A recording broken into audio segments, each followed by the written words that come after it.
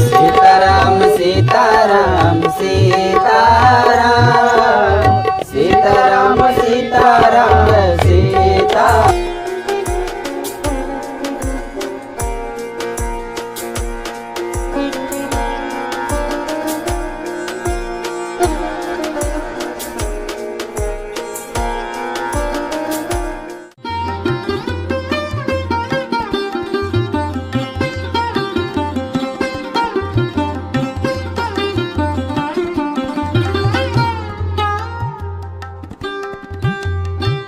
वो तो पंछी था, फिर भी कुछ खास कर गया।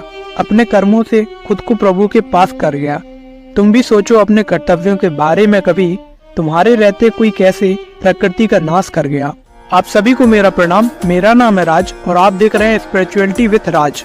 22 जनवरी 2024 की तारीख जैसे जैसे नजदीक आ रही है, वैसे वैसे हम सभी भारतीयों का उत्साह और भी बढ़ता जा रहा है और हम लोगों को उत्साहित होना भी चाहिए, क्योंकि सालों बाद ये दिन आ रहा है। इस दिन के लिए हमारे कई सारे पूर्वजों ने अपनी जान भी निछावर की हुई है। इस अवसर को देखने की ख्वाहिश न जाने कितने लोगों की ये ख्वाहिश अधूरी रह गई और वो इस दुनिया से चले गए। और हम सभी लोग बहुत सौभाग्यशाली हैं जो हमें इस दृश्य के साक्ष्य बनने का मौका मिल रहा है। राम मंदिर की तैयारी में देश भर से भक्त लोग सहयोग कर रहे हैं और इसके साथ ही अयोध्या में तैयारियां और भी तेजी से की जाने लगी है। इसी बीच अयोध्या के दारौली में बहुत सारे गिद्ध नजर आते हैं, जिसे देखकर आसपास के सभी लोग चौंक जाते हैं, क्योंकि गिद्ध आज के समय में बहुत तेजी से लुप्त हो रहे हैं। आज से करीब 20-30 साल पहले गिद्ध को देखना एक आम बात थी, एक नॉर्मल बात थी, जो आपको किसी भी पेड़ में बैठा हुआ आसानी से दिख जाया करता था। मगर आज का पर्यावरण बहुत ही ज्यादा दूषित हो चुका है और जंगल भी लगभग खत्म होने की कगार पर हैं। इसीलिए ये प्रजाति समय के साथ लुप्त होती जा रही है।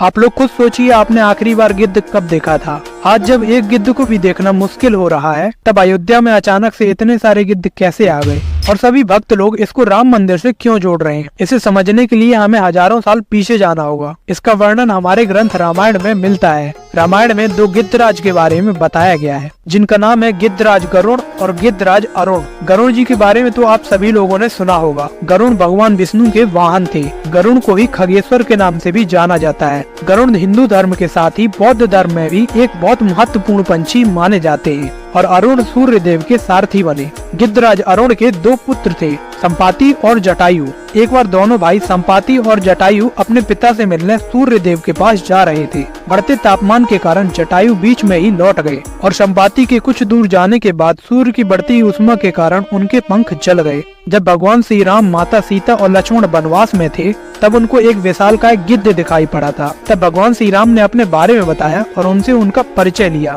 तब उस विशालकाय गिद्धराज ने अपना नाम जटायु बताया था।